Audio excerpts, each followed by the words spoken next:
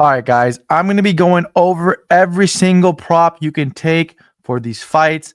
These are going to be a big plus money long shot. So don't obviously take this as putting your mortgage on it like Valentina Shevchenko, like I told you guys. But don't put it like that. Just think about it as long shot plays. If you have a couple bucks, maybe $5, $10, hey, I want to try to buy a nice steak dinner for $60, then maybe I'll place it on so and so to win by submission, right? That's what this video is about. Not for you to put $1,000 or $2,000 on, and then you guys cuss me out in the comments, right? But before I start, can you please like and subscribe? I'm trying to get to 100 by the end of November. 100 subscribers, that is.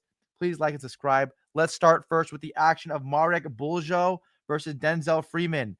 I am taking Denzel Freeman to win. I already put that in my quick breakdown. If you haven't watched that video, go check it ahead. Go check ahead or check behind and go watch it.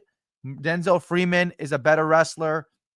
He has a good anti-wrestling. He has good striking, decent striking, good striking for heavyweights, right? It's a big difference, and unranked heavyweights. Mark Buljo is a black belt. He just goes forward. He tries to grab the clinch, tries to get double unders, and tries to trip him to get on top and mount him or whatever. That's what Marek Buljo tries to do. Denzel Freeman is the better fighter. He has had more experience. He fought on PFL. I will be taking Denzel Freeman. And because Buljo, his longest fight is less than 2 minutes, I'm definitely going to be taking this guy, Denzel Freeman, to win by, where is it at? Where is it at? Where is it at? Is there a double? Is there a double trouble? Winning methods, round props. How about that? Round props. I'll be taking, okay. I'll be taking this guy. What's his name? Buljo. This is actually a good bet right here. Fight to end in the last 10 seconds of any round. Fight to end in the first 60 seconds of round one. That's a pretty good bet right there. I like that bet. Plus 600. That's a long shot. If you don't want to take that, you can take Denzel Freeman by KO. He should piece him up on the feet or on the ground. If he just cowers away Buljo trying to pull guard, he's going to cover up because he's tired and fatigued. That's a good one. But plus 600 fight to end in first round of round one is a very good bet. You should look into that, right? Next is Nuro Aliev versus Shamrock. Both guys are jiu-jitsu guys. That's why I realized. Well, Aliev's not a jiu-jitsu guy, but he's a grappler. Shamrock is a jiu-jitsu guy. So this might play out on the feet, or it might just be a very, very boring cuddle fest between these two fighters. You have to take this fight going to decision. And if I'm going to do that, I'm taking Nuro Aliev, the guy who's going to be on top, trying to create damage. I'm taking Aliev.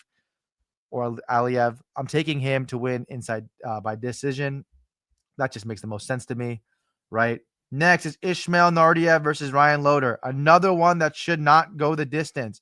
If you're taking Ryan Loder, that means you're thinking it's going to be a boring fight where Loder will just be on top. But if you're taking Nardiev, you think he's going to finish him in the round one or round two, because this guy Loder has no chin, and it's over for him basically. He's just not that good of a fighter. He's not a fighter, I think. I think he's a good wrestler, but he's not a fighter.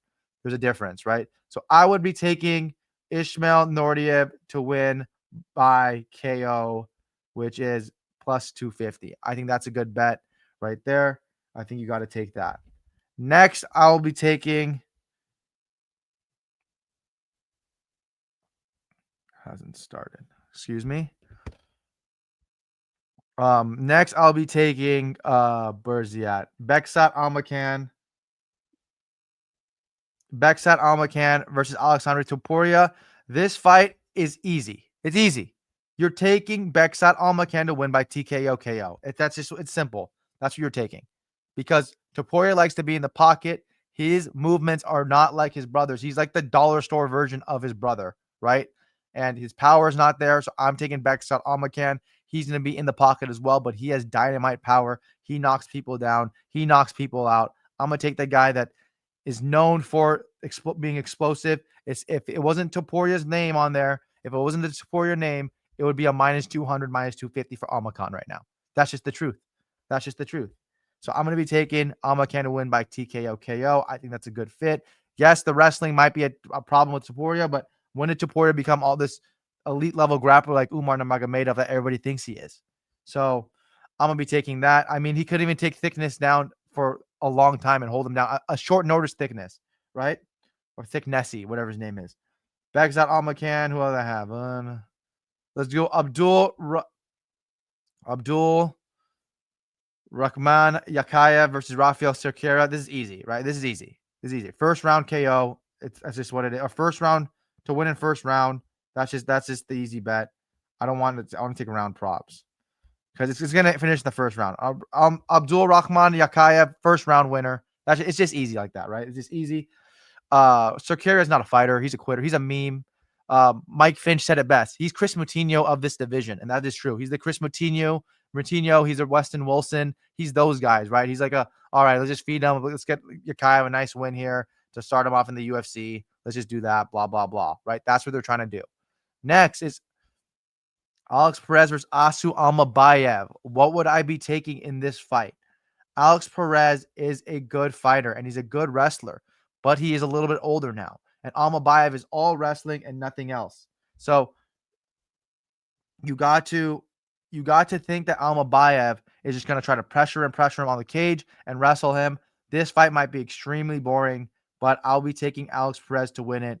I honestly think that he's just the better fighter. I'll take plus 3.5. Alex Perez. I think that's a really good bet right there because he has to win one round and to go to decision. So I got to take that. Alex Perez is going to win that matchup. Next, we have Nicholas Dalby versus Saigid Izakamayev. You have to be taking Saigid Azgamayev right here. He's a very good kickboxer. He has nice body kicks. He's a very good wrestler. He trains with Team Dagestan. You know he's going to bring it. You know he's going to try to take him down and dictate this fight, right? And Dalby's just a cardio machine, very durable. I'll be taking Saigid Izakamayev. I think he's going to win by I think he's going to win by you have to take decision. He's going to win by decision, I think. I mean, it's going to be a very close. I mean, Dalby just got that legendary chin rocked, and you know it's hard. It's hard to keep it fresh after getting brutally KO'd by Randy Brown like the way he did. So that is the actual problem. But I think that he stays technical enough where Saigid can't knock him out, and I think his jiu-jitsu is just decent enough to stay out of bad scenarios. So I got to take the distance. Right. Next is Bogdan Graz versus Luke Riley. I actually already placed a bet on this, even though I don't think Luke Riley's all that. I think Bogdan Graz is awful. So I'm going to be taking Luke Riley by KO because, first of all, Luke Riley looked massive in the weigh-ins. And Bogdan Graz, he has awful striking. He leaves his chin in the air. He's slow. And I don't know what he's good at, actually. So I got to be taking Luke Riley here by KO. I think that's a very good pick. I think it's a very safe pick as well. That's what I would be taking. Next, we have Tagir Olembekov versus Kyoji Horiguchi. This has decision written all over it.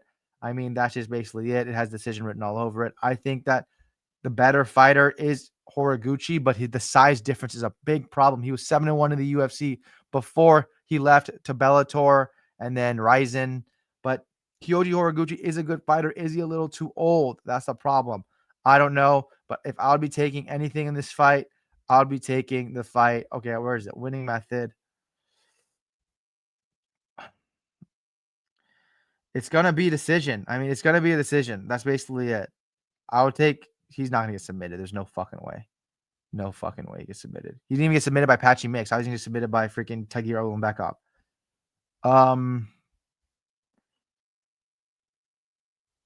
Yeah, I don't even know what to take. Honestly, this is just fight props. It's decision to go distance.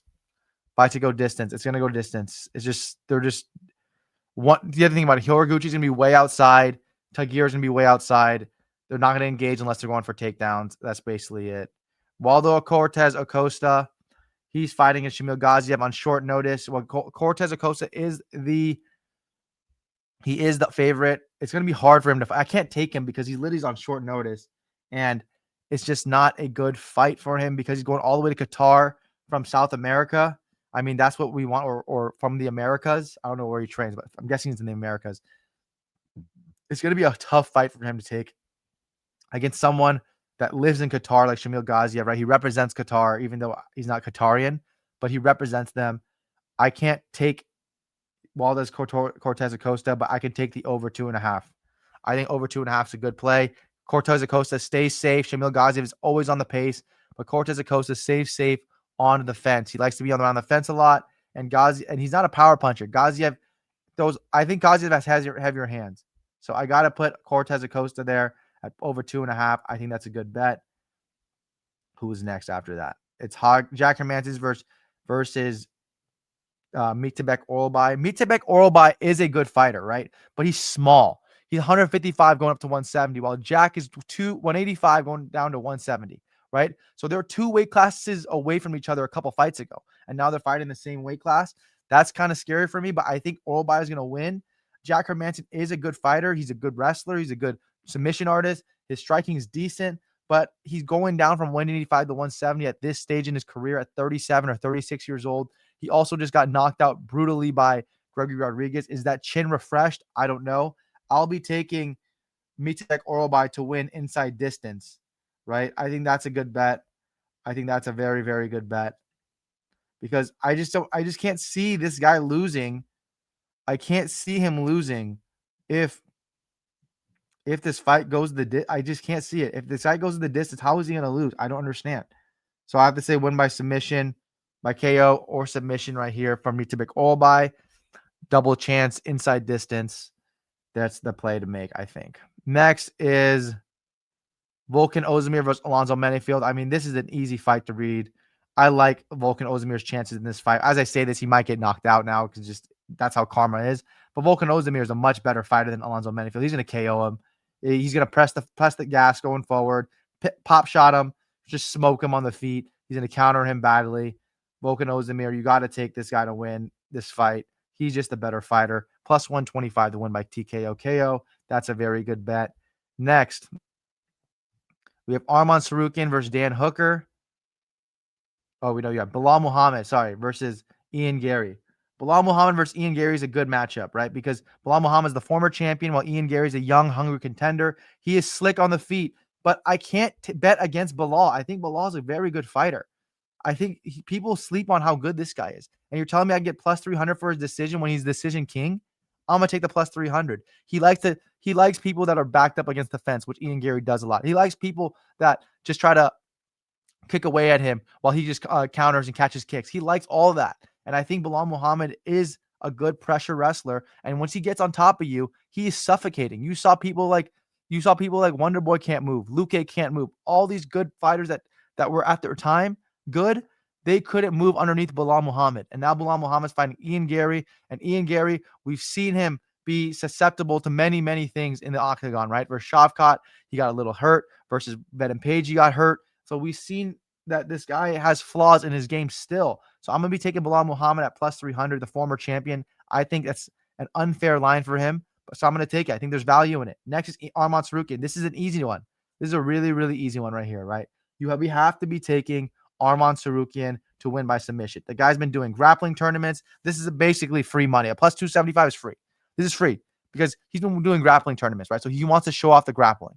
He wants to show off his takedowns. He wants to show off his jiu-jitsu. He wants to show all that off. Dan Hooker basically is just a body at this point. He has no chance of winning this fight. Literally no chance at winning this fight. I'll be taking Arman Tsarukyan. He is the better fighter. You have to take him by submission because he's been training with Hamzat. He's been doing jiu-jitsu tournaments. This is what you want to see from a guy that wants to be the best in the world. And to be the best in the world, you need to cement your legacy or your title shot with a big win. And a big win versus Dan Hooker is submitting him or finishing him. And I think this is the perfect time. So I already placed 2 bets, right, for $500 each. I'm going to show you guys what I have, right?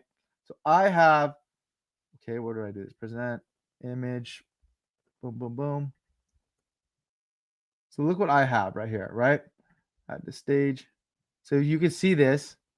This is what I have right here. So I have Yakayev round 1 because he's going to smoke Sakaria, right? He's going to smoke him. Luke Riley to win by KO, TKO, or DQ. And Mitabek Orolbai to win inside distance. I just can't trust Jack Hermance's chin. That $500 pays me $4,000. So I just can't trust this chin. I'm taking that for sure. I think that's a good bet. That's just what I believe, right? You don't need to tell me, but I'm just telling you what I think. I think that's a good bet. Next, I have, let me see, show you my other one I have is image file. Boom, boom, boom. Is this one right here as well. I have Beksat Almacan to win by KO, TKO, DQ. I think he's the better fighter. I think he's going to win that. I have Denzel Freeman to win in the first 2 rounds by TKO, KO. Again, I don't trust Buljo's gas tank if he doesn't get the takedowns. I don't trust his striking if he doesn't get the takedowns. And then I have Arman Tsarukyan to win by submission at plus 325. That $500 gets you 16K. That's a very, very good play. That's a very, very possible play. I am taking that to the bank and depositing it. Hopefully I win it, but hope you guys enjoyed this video. Like and subscribe. Thank you.